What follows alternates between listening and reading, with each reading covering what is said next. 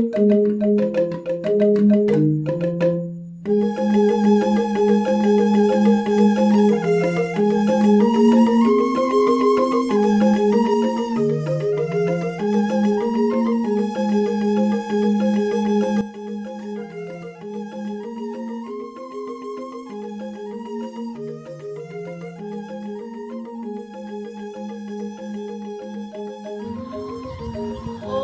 Swastiastu. Om Wiramastru Wiramasiddha. Om Adipati Raja Indonesia. Semoga penyembuhan datang dari dalam puja dan syukur kita panjatkan kehadiran Ida Sang Yang Widi Wasa, karena atas asuh luar biasa saya diberikan kesempatan kali ini untuk membawakan dharma wacana yang bertema Panca Yatna, menciptakan keharmonisan dalam kehidupan sehari-hari. Umat sedharma yang berbahagia, seperti yang kita ketahui, setiap umat manusia pasti ingin hidupnya selalu harmonis, baik itu menjalin hidup harmonis dengan sesama orang tua, saudara, teman, tetangga, guru, dan lain sebagainya. Tetapi di sisi lain masih sulit bagi kita untuk menerapkan atau menjalin hubungan yang harmonis tersebut dalam kehidupan sehari-hari, terutama dalam keluarga. Misalnya, ketika kita cekcok atau bermasalah dengan kakak atau saudara kita, hanya karena mempermasalahkan baju, itu sudah memperlihatkan bahwa kita masih kurang dalam menjalin hubungan yang harmonis dalam keluarga. Kemudian contoh yang kedua yang paling menonjol adalah ketika cekcok dengan orang tua. Kerap kita bermasalah dengan orang tua hanya karena uang jajan. Itu juga sudah memperlihatkan bahwa kita masih kurang mampu dalam menjalin hubungan yang harmonis tersebut dalam keluarga. Dalam keluarga saja kita masih belum bisa untuk menjalin hubungan yang harmonis tersebut, apalagi dengan lingkungan sekitar. Nah, umat sedharma yang berbahagia, apa yang harus kita lakukan untuk menjalin hubungan yang harmonis tersebut agar terhindar dari konflik-konflik dalam kehidupan sehari-hari? Umat sedharma yang berbahagia, dalam ajaran agama Hindu ada namanya yatnya. Yatnya atau priyatnya sudah tidak asing lagi terdengar di dunia kita. Secara etimologi, yatnya berarti penghormatan, pemujaan, pengorbanan, atau pengorbanan yang tulus ikhlas tanpa pamrih. Yatnya terbagi menjadi 5 jenis yang dinamakan dengan pancayatnya. Pancayatnya diartikan pula sebagai 5 yatnya atau 5 korban suci yang tulus ikhlas tanpa pamrih. Adapun 5 jenis yatnya tersebut yang tak pernah luput dari kita adalah yang pertama, yatnya kepada Ida Sang Yang Widi Wasa, atau yang dinamakan dengan Dewa Yatnya. Dewa Yatnya adalah persembahan kepada Ida Sang Yang Widi Wasa. Ada 3 tingkatan dalam melaksanakan persembahan yatnya kepada Ida Sang Yang Widi Wasa.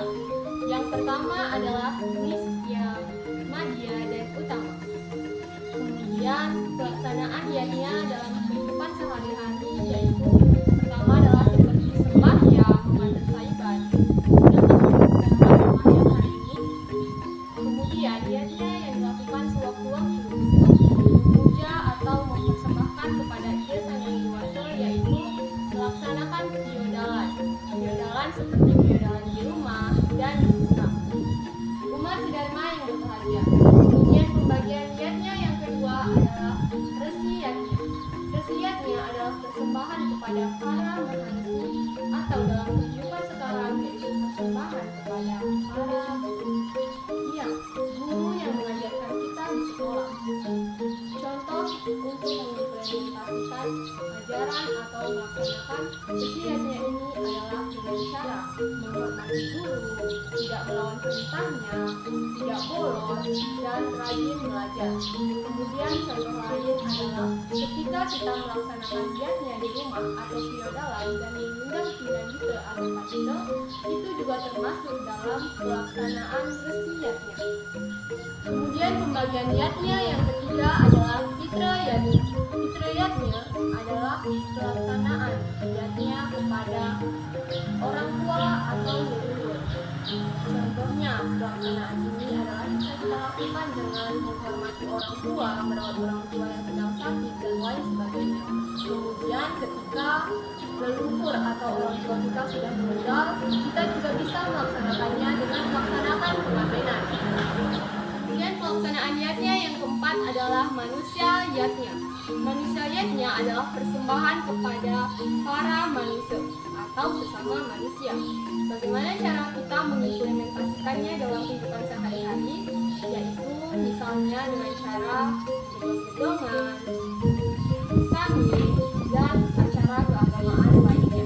Kemudian dalam kehidupan sehari-hari juga bisa kita lakukan dengan cara menolong orang yang sedang kesusahan, atau ketika ada terjadi gempa bumi di daerah lain, kita bisa membantu mereka dengan cara memberikan bantuan atau sumbangan. Itu juga sudah termasuk mengimplementasi ajaran manusia yatnya dalam kehidupan sehari-hari. Kemudian pelaksanaan yatnya yang kelima adalah buta yatnya. Buta yatnya adalah persembahan kepada para buta atau makhluk bawahan. Cara mengimplementasikannya dalam kehidupan sehari-hari yaitu dengan cara membantu pencegahan atau mencari di tempat tinggal dan lingkungan sekitar. Umat sedharma yang berbahagia, lantas apa hubungan menciptakan keharmonisan dalam kehidupan sehari-hari dengan menerapkan ajaran Pancayatnya? Nah, dengan kita menerapkan bagian-bagian dari Pancayatnya, tidak hanya keharmonisan, kita juga akan bisa menciptakan kedamaian dalam kehidupan sehari-hari.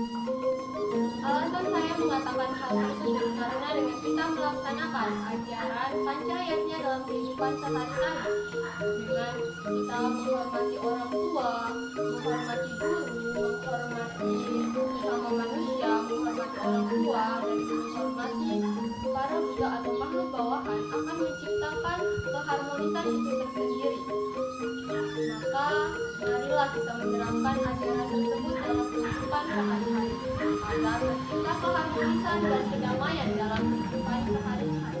Di era Kayuga ini banyak sekali kasus-kasus yang mendominasi tentang konflik yang terjadi di lingkungan sekitar. Misalnya, konflik yang terjadi antar tetangga. Kerap, konflik tersebut terjadi hanya karena salah paham atau iri hati.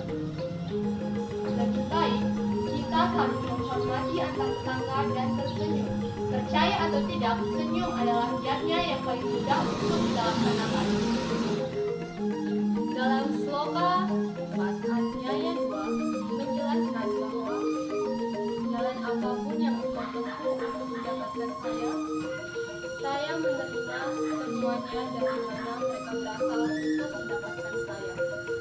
Dari sloka tersebut dapat disimpulkan jalan apapun yang kita tempuh selagi ada dalam ajaran Dharma, kita akan bisa mendapatkan kepada ide saya dewasa.